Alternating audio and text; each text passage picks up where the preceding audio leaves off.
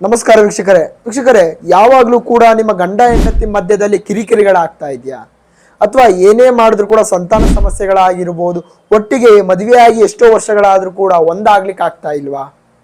ಕೆಲವೊಂದು ಮಧ್ಯದ ಅಂತರದಿಂದ ಪ್ರಾಬ್ಲಮ್ಗಳು ಅನ್ನೋದು ಬರ್ತಾ ಇದೆಯಾ ಹಾಗಿದ್ರೆ ನೀವು ಈ ತಪ್ಪುಗಳನ್ನು ಮಾಡ್ತಾ ಇರ್ತೀರಾ ಹಿಂದೆ ನಿಲ್ಲಿಸಿ ಅದಕ್ಕೆ ಪರಿಹಾರ ಅನ್ನೋದು ಪಡೆದುಕೊಳ್ಳಿ ಇದೇ ರೀತಿಯಾದಂತಹ ಜ್ಯೋತಿಷ್ಯ ಸಲಹೆಯ ಪರಿಹಾರಗಳಿಗಾಗಿ ನಮ್ಮ ಚಾನೆಲ್ನ ಫಾಲೋ ಮಾಡ್ಕೊಳ್ಳಿ ಶೇರ್ ಮಾಡಿ ಲೈಕ್ ಮಾಡಿ ಏನಪ್ಪಾ ಪರಿಹಾರ ಅಂತ ಹೇಳಿದ್ರೆ ನೀವೇನಾದ್ರೂ ನಿಮ್ಮ ಮನೆಯವರು ಹೊರಗಡೆ ಹೋಗ್ಬೇಕಾದ್ರೆ ಅಥವಾ ಬೆಳಗಿನ ಜಾವದಲ್ಲಿ ಕೆಲಸಕ್ಕೆ ಹೊರಡ್ತಾ ಇದ್ದಾರೆ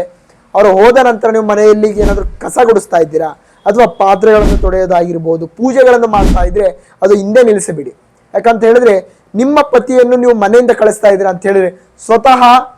ಶಿವನನ್ನು ಮನೆಯಿಂದ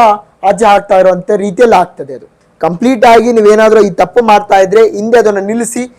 ಪ್ರತಿನಿತ್ಯ ನಿಮ್ಮ ಮನೆಯವರು ಹೊರಗೆ ಹೋಗೋದಕ್ಕೂ ಮುಂಚೆ ನಿಮ್ಮ ಕೆಲಸಗಳು ಏನೇ ಇದ್ರೂ ಕೂಡ ಕಸ ಗುಡಿಸೋದಾಗಿರ್ಬೋದು ಮನೆ ಸ್ವಚ್ಛ ಮಾಡೋದಾಗಿರ್ಬೋದು ಪೂಜಾ ಕಾರ್ಯಕ್ರಮಗಳು ಮಾಡೋದಾಗಿರ್ಬೋದು ಎಲ್ಲವೂ ಕೂಡ ನಿಮ್ಮ ಗಂಡನವರು ಮನೆಯಿಂದ ಆಚೆ ಹೋಗುವ ಮುಂಚೆನೇ ನೀವು ಈ ಕೆಲಸಗಳನ್ನು ಮುಗಿಸ್ಕೋಬೇಕಾಗ್ತದೆ